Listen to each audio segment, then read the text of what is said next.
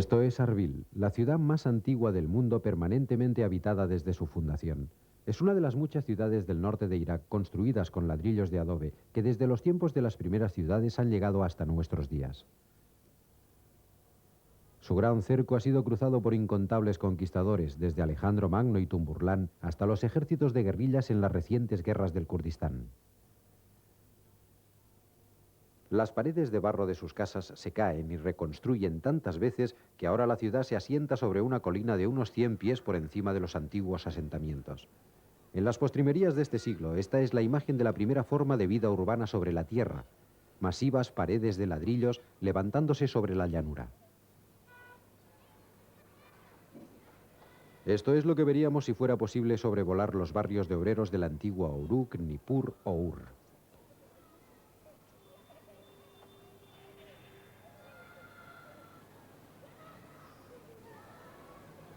Desde el interior de las murallas de Arbil podemos hacernos una idea de cómo se vivía y cómo estaba organizada la sociedad en aquellas primeras ciudades de la antigua Sumer, ya que aquí el pasado sigue literalmente vivo.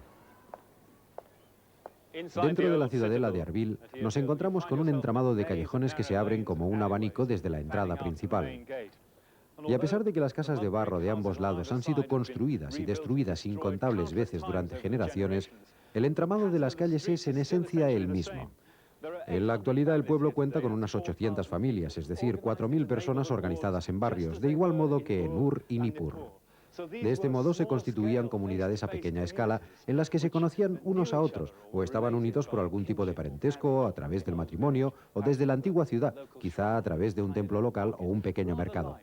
Parecidos a las de esas ciudades islámicas posteriores en las que cada barrio tiene su mezquita, su suk y su baño.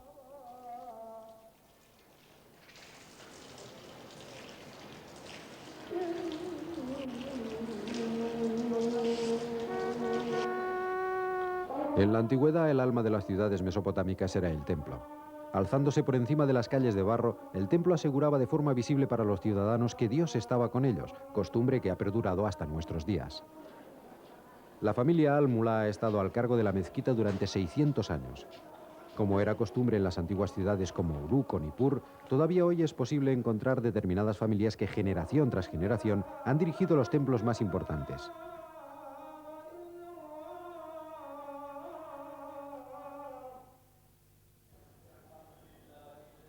En esta pequeña zona de Irak, infinidad de dioses fueron objeto de culto y posteriormente pasto del olvido. Ishtar, Zoroastro, Yahvé, Jesús y ahora Alá. Pero la vida religiosa y ritual de estas comunidades ha sobrevivido a sus dioses.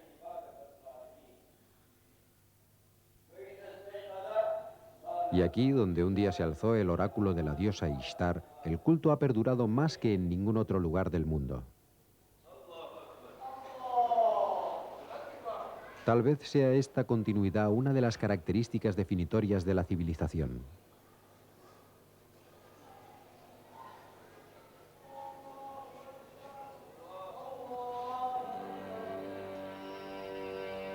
La civilización significó un gran avance, y los sumerios estaban justamente orgullosos de ello. Amaban la vida de la ciudad y las comodidades que comportaba. Pero en el fondo eran un pueblo pesimista que sabía cuán frágiles podían ser los hitos humanos. En el famoso estandarte de la Edad de Oro de la ciudad de Ur, imágenes de guerra y paz aparecen misteriosamente yuxtapuestas.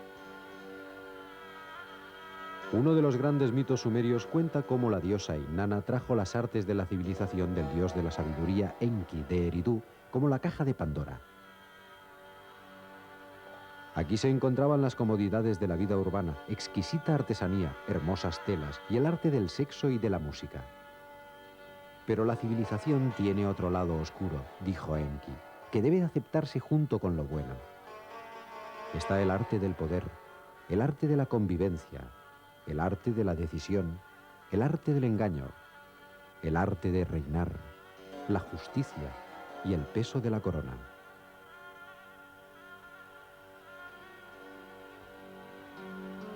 El eco de una nota de un instrumento musical que alegra el corazón. El calor de la disputa, el saqueo de las ciudades, los lamentos, el miedo, el dolor, el terror. Todo esto es la civilización, dijo el dios de la sabiduría. Todo ello te lo entrego y debes aceptarlo todo sin discusión. Y una vez aceptado, no puedes devolverlo. Alrededor del año 2000 a.C., los signos del presagio se hicieron realidad.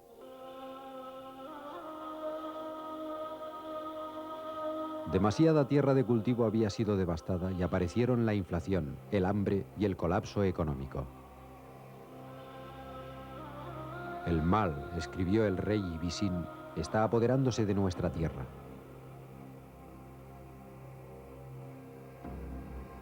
Entonces, todas las ciudades de Sumer fueron saqueadas por una coalición de antiguos enemigos llegados de Irán y del desierto. Ur es destruida.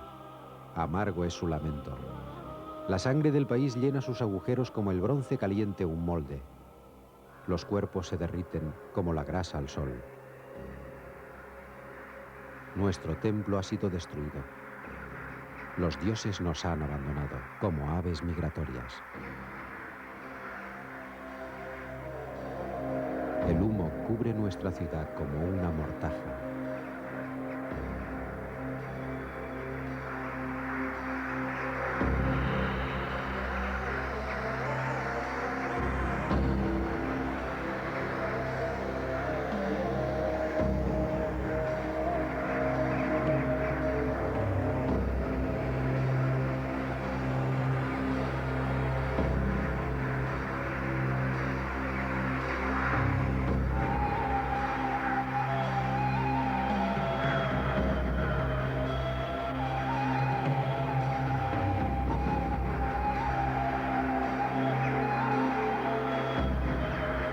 El eco de su lamento no ha cesado durante siglos. Se volvió a escuchar en Troya, en Dresden, en Hiroshima. Y cuán lleno de significado se nos antoja hoy en las postrimerías del siglo XX, porque nosotros también hemos visto las columnas de humo alzándose como una mortaja sobre Mesopotamia.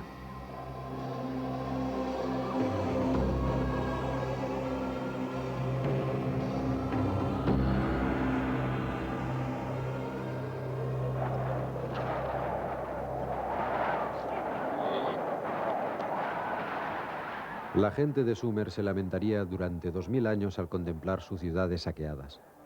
Mientras, los refugiados abandonaban Irak siguiendo las rutas de las caravanas a través del desierto del oeste. Imágenes que nos recuerdan las de nuestra propia época. Los habitantes de las ciudades se unieron a los nómadas, quienes nunca habían visto una ciudad. Entre ellos, dice la Biblia, se encontraba un ciudadano de Ur ahora venerado por medio mundo, Abraham.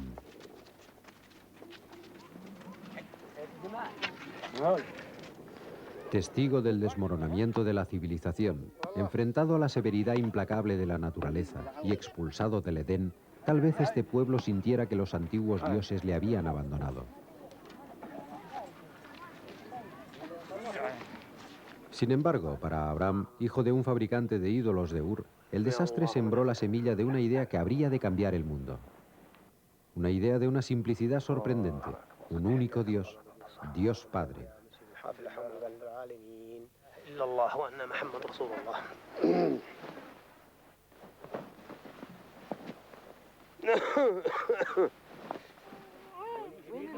Abraham llevó consigo esta idea mientras emigraba hacia Palestina.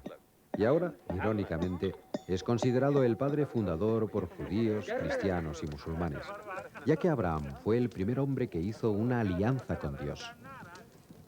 Este fue, tal vez, el mayor legado que Irak dejó al mundo.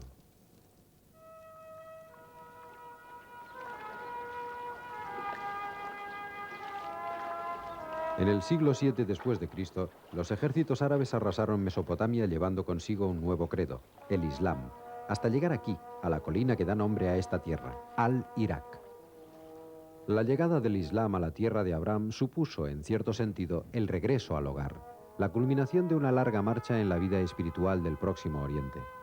Babilonios, sirios, griegos y persas habían gobernado esta tierra durante largos ciclos de crecimiento y decadencia. Y poco a poco la gente se había acostumbrado a ver a Dios en actitud de incuestionable sumisión.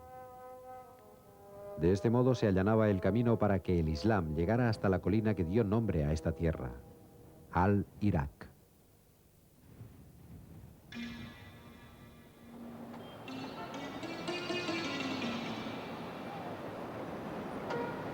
Después de la conquista árabe al sur de Irak, el Islam en la antigua Sumer tomó una forma local distinta acorde con su pasado, la religión chiita. En la ciudad sagrada de Kerbala, los chiitas supieron acercar la antigua tradición de los lamentos a los corazones de su pueblo como ninguna otra fe, tal como había sucedido durante miles de años antes del Islam. Incluso la gran mezquita del Imam Hussein en Kerbala recuerda los edificios de la antigua Sumer, con los mismos mosaicos en porcelana azul que habían decorado el altar de Uruk.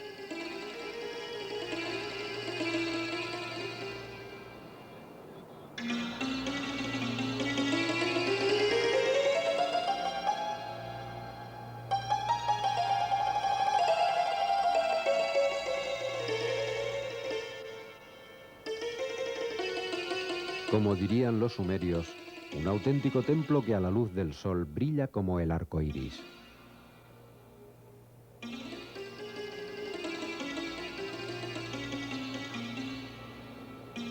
La religión chiita es todavía hoy la religión de los granjeros y los campesinos del sur de Irak, la antigua Sumer gobernada desde la conquista árabe por musulmanes sunitas de Bagdad. En 1991, al final de la Guerra del Golfo, Kerbala fue devastada y los chiitas se levantaron una vez más en contra de sus señores feudales. Una vez más, el altar sagrado de Sumer fue saqueado y profanado. Y como tantas veces, las gentes del sur fueron abandonadas a sus lamentos.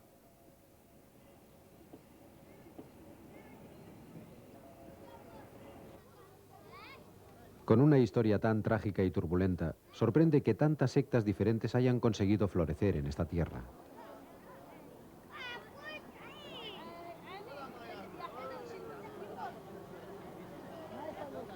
Esta es una boda mandea.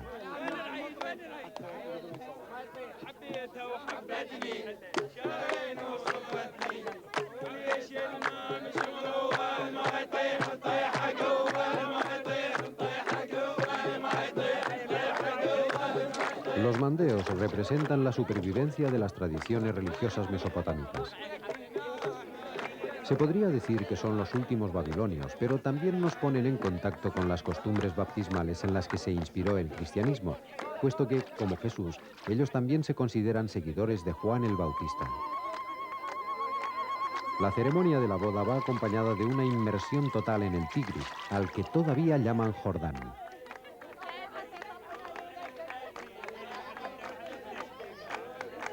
Este es quizá el mejor ejemplo contemporáneo para acercarnos a la cultura que vivió Jesús.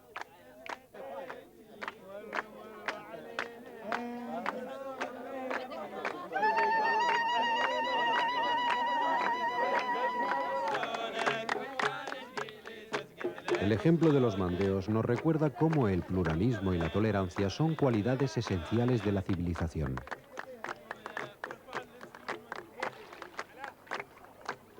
Otro ejemplo que ilustra cómo los iraquíes, a pesar de su historia, han conservado tenazmente aquello que más aman.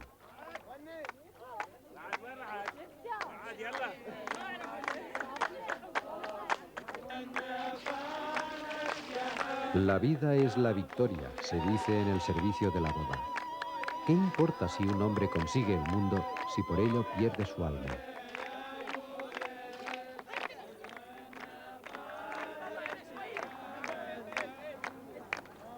Bagdad fue fundada por los conquistadores árabes de Irak en el siglo VIII. Se convirtió en el mayor centro cultural del mundo, la ciudad más rica de la época, según decían. Hoy poco nos queda de todo ello, debido a las sucesivas destrucciones de la ciudad.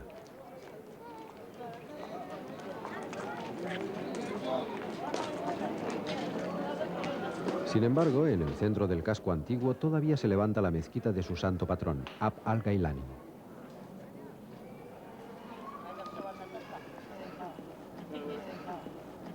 Fue construida cuando las universidades y los centros filantrópicos fueron fundados por todo el territorio del Islam, antes que las universidades de Occidente, Oxford, la Sorbona o Bolonia.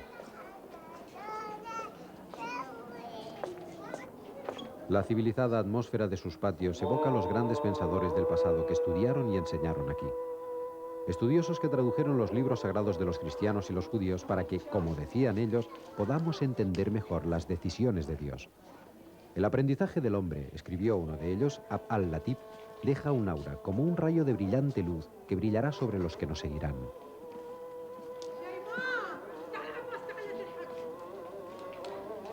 Y en el interior del templo se nos recuerdan, una vez más, las antiguas costumbres del culto mesopotámico, en el brillo del sagrado entre los sagrados, cuya magnificencia refleja vagamente algo del antiguo mundo preislámico.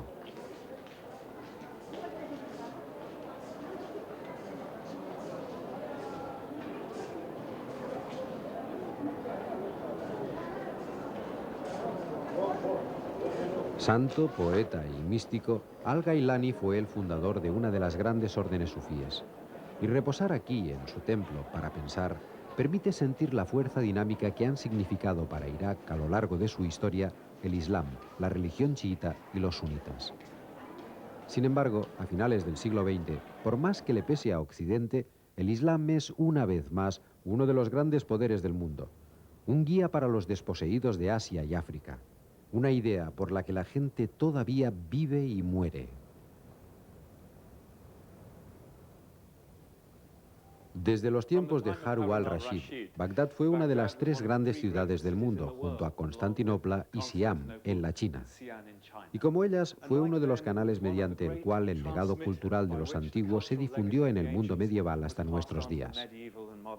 En Occidente, a menudo se olvida que gran parte del legado científico y filosófico de los griegos nos llegó a través de universitarios árabes. Concretamente, aquí, en Bagdad, el legado mesopotámico de temas como la astronomía y las matemáticas puede encontrarse en textos árabes medievales como este. Esta biblioteca, en la mezquita de Gailani, se fundó en el siglo XII, y algunos de sus libros datan de aquella época, como este hermoso Corán. Sin embargo, el repentino ataque mongol de 1258, tras el cual la ciudad, que vivía un periodo de máximo esplendor cultural, quedó totalmente devastada, supone una de las grandes tragedias en la historia de Irak. Poco después, uno de los supervivientes dejó esta conmovedora nota. He recuperado este libro del río Tigris, donde lo tiraron los mongoles. Año de Égira 656, es decir, 1258 según nuestro calendario. Soy pobre por la gracia de Dios. Mohamed Abdul Qadir, de la Meca. Un testimonio de la fuerza de la fe no solo en Dios, sino también en el poder de la palabra escrita para forjar una civilización.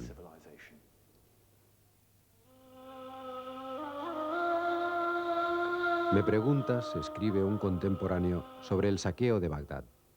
Fue tan terrible que no encuentro palabras para describirlo. Desearía haber muerto antes y no haber visto cómo los locos destruían aquellos tesoros de la sabiduría y el conocimiento. Creía que había entendido el mundo, pero este holocausto es tan extraño y gratuito que me he quedado sin habla. La revolución del tiempo y sus decisiones han vencido a la razón y el saber.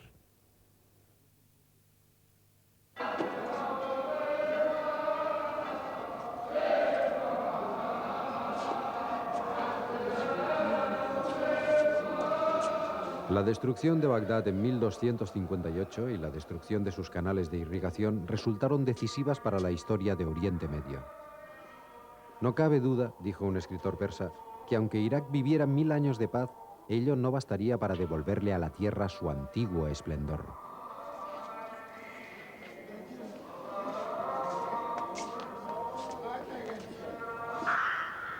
A finales del siglo XVI, Irak, cuna de la civilización, había tocado fondo. Las antiguas ciudades del sur estaban muertas y la tierra volvía a ser un desierto. Era el resultado de 400 años de gobierno otomano, permitiendo que los soldados saquearan los pueblos y satisfacieran así su avaricia. Los grandes acontecimientos del Renacimiento, la Ilustración y el descubrimiento del Nuevo Mundo pasaron de largo. Sin embargo, en el norte, la antigua tradición urbana continuó. Esto es Mosul. El viajero árabe del siglo XII, Ibn Jubayr, describe las magníficas orillas del río, con sus balcones y ventanas con celosías. No puede existir un lugar más bello que este, dijo melancólico. Sentarse al atardecer mirando al río Tigris y hablar con las gentes de aquí, que son alegres, de dulces palabras, amables y generosas, honestas en los negocios, es decir, civilizadas.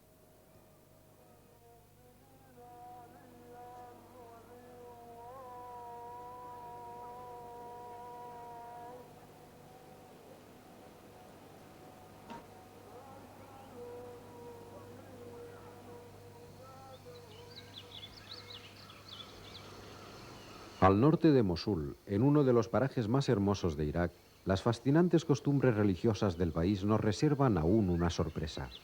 Nuestro viaje, que empezó en el Jardín del Edén, nos ha llevado, finalmente, a los dominios del príncipe de las tinieblas, el mismo Satán. Este es el altar de los yezidís.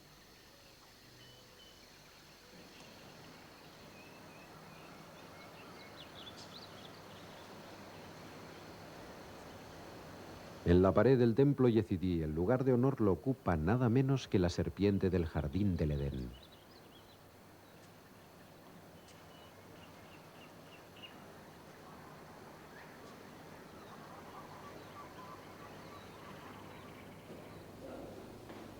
Los que un día fueron llamados adoradores del diablo, los yezidís, creen que el auténtico poder sobre el mundo es el de Satán. Es Satán quien prodiga el bien y el mal, la salud y la enfermedad. Por lo tanto, necesita ser aplacado de forma regular y cuidadosa. Vigilando la presencia activa del mal en el mundo, a su manera, los yezidís han llegado a un equilibrio con la oferta del diablo, según la tradición iraquí.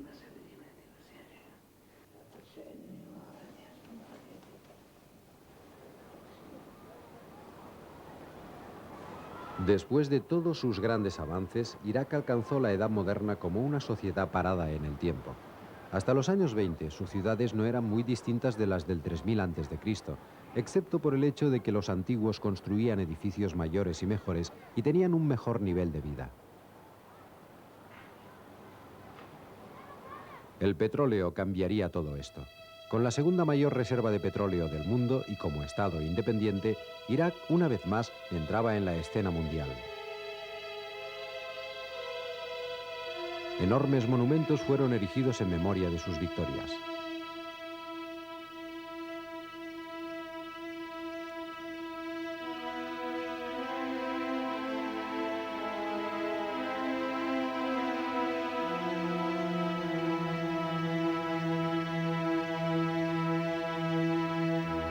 Y aquí está, una sociedad militarizada que usa la crueldad como un arma de Estado.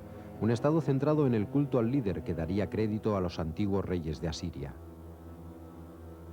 Amontonando miles de cascos destrozados pertenecientes a los iraníes muertos, emulan a Sennacherib y a Surnasirpal, quienes levantaron columnas de cráneos frente a sus puertas, cegando de terror a nuestros enemigos e inspirando la gloria de nuestras leyes. En una horripilante repetición de los horrores pasados, Saddam se presenta a sí mismo como un rey asirio todopoderoso que pisotea a sus enemigos.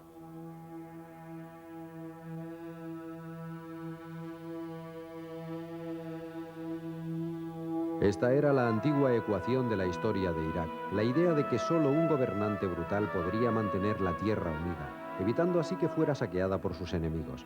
La idea de un jefe que gobernara valiéndose del terror y de castigos salvajes y despiadados.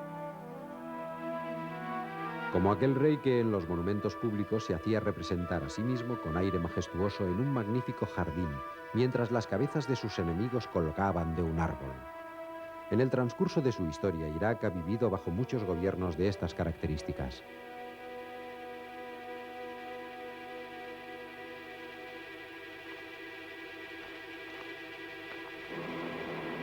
El paso final de este nuevo orden era restaurar el símbolo más poderoso de su antiguo pasado, Babilonia. Babilonia la Grande, como la llama el libro de las Revelaciones, la madre de las prostitutas y de las abominaciones de la tierra.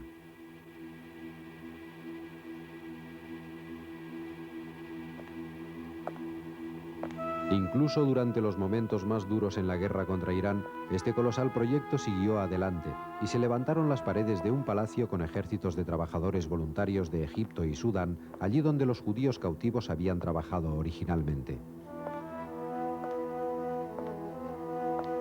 En este palacio restaurado, 1 de cada 50 ladrillos lleva estampado en árabe, restaurado en la era de Saddam. Ya en el 600 a.C., Nabucodonosor anunció a la posteridad el renacimiento de su Babilonia.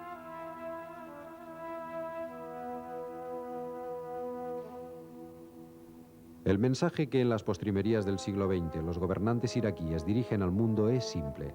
Mesopotamia, dicen, ha resurgido una vez más de entre las tinieblas para convertirse en la luz cegadora de la civilización. Sin embargo, la civilización no consiste en levantar muros de piedra y ladrillo, sino en los ideales que se forjan con ellos, en los objetivos vitales perseguidos ya por sus antepasados, quienes trataron de moderar el poder absoluto, como dicen los sumerios, para que en el país prevaleciera la justicia, para que el fuerte no oprimiese al débil.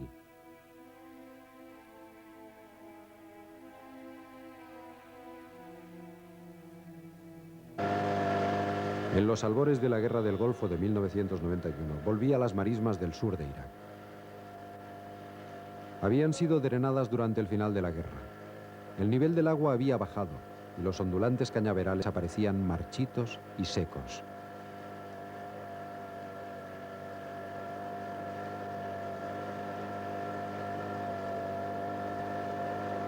Érase una vez, dijo un antiguo poeta, Sumer, la gran tierra con leyes divinas que tenía todo cuanto necesitaba para vivir. Tú, Sumer, has forjado en los hombres los ideales de la civilización, nobles principios, vestidos con luz eterna. Érase una vez cuando no existía el miedo, ni el terror.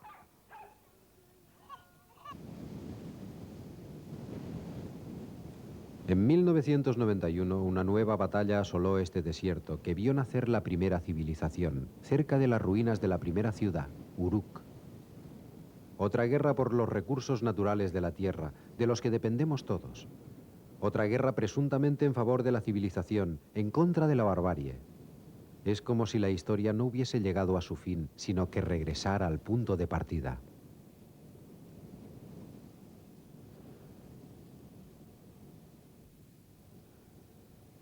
Vista desde la llanura, Uruk, la primera ciudad del mundo, la ciudad del Génesis, parece hoy una gran fuente de energía cuyo poder se ha extinguido.